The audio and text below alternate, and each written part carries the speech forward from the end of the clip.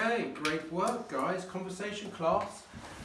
This week we're talking about fear and all the words that go along with it. I told a Norwegian children's story about a monster today. So here are some of the words that were in the story. If you do something intensely, it's very focused and very sharp. You're really focused on a particular thing. If you stare at somebody intensely, that's your focus. Now, yell means loads of different things. It can mean just to shout or to call. Holler is to call somebody, hey, over there, and they shout. And a shriek is a yell, but it's when you're scared. So a yell can have lots of different meanings in different contexts, but it's all about shouting. If you confront something or somebody, you meet it and you talk about the issues. You confront somebody, you go up to them and say, hey, I've got a problem. If something is vague, it wasn't in the thing today, but I was being very vague. If something is vague, it's unclear. I was being a bit unclear today, sorry. If you hesitate, you delay something, you postpone it. You wait because you're not sure about it. That's what it is. It's like you come to the end, the road, you're looking left and right, it's clear, but you still hesitate because you're a bit scared and unsure if you can go out onto the road. If you're scared stiff, this is called a compound adjective. Thomas, are you going? Yeah, I have to go. Oh, I haven't done your feedback. I'll add your feedback to the review, okay? See you next week. Next week. Sure thing. Yeah. Now, a scared stiff is a compound adjective. We have quite a few of these, and we'll be learning them slowly, and then one day on the upper intermediate group, we're going to do a big lesson all about compound adjectives.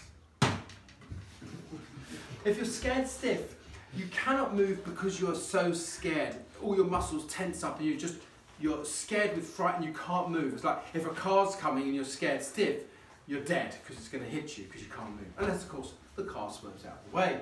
If you triumph, you win. Now, this word here, most of you had real problem pronouncing this word. This word in this context that means small, the word is minute. Okay, and it means very, very, very small. If something is senseless, it's irrational, insane, unreasonable.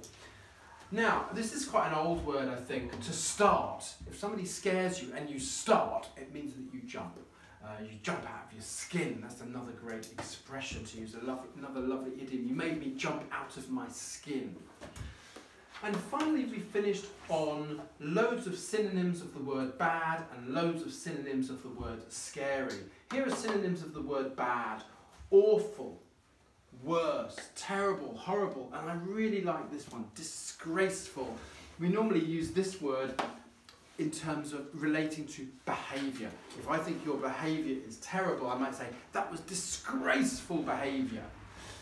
Now, if something is scary, it's horrific. Yeah, so horrific is a really good one. Terror isn't actually an adjective, it's more like a noun, but it's still a scary word. If you're scary, it's full of terror. Shuddering is when it's like a verb, it's when you're shaking so much. Fierce is more, it's not exactly scary, but it's not bad. It's when you're really, really angry. And so the other person can feel scared because you are quite fierce. Like a fierce lion will make you scared. But really, it doesn't belong here. I don't think it really belongs here because fierce really means angry. If something is shocking, once again, it's this scared stiff. You're so shocked, you can't move. And the other one we had was frightening. And here are our words all around fear. And here's my put in the picture. See you next week.